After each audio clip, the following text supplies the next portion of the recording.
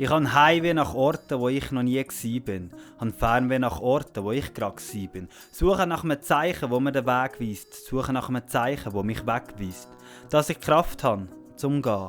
Denn ich habe alte Muster, die mich mustern, alte Macken, die mich kleiner machen. Die gleichen Fragen, die mich plagen, seit tagesgleichen Fragen. Die Fragen, die sich beklagen, ob ich das alles schaffe, bevor ich gehe. Und das flaue Gefühl im Magen, das ich gleich nicht mehr mag, zieht mich ab in den Graben, als hätte ich mich selber begraben unter meinem Wagen.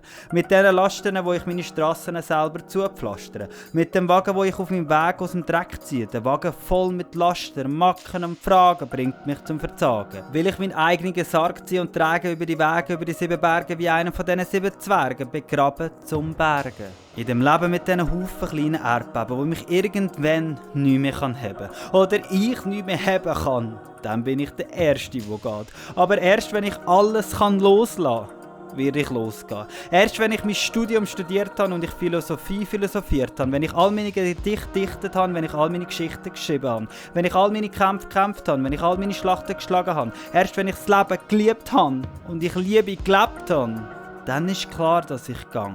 Erst dann kann ich mein Leben leben und dann gehe ich auf meinen Weg. Ein Weg von hier, aber auch weg von dir.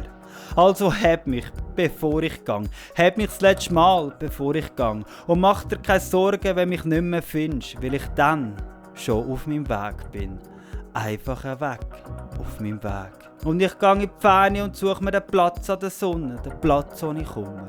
Den Platz, wo ich den ganzen Tag schreiben kann, bis meine eigene Sonne irgendwann untergeht.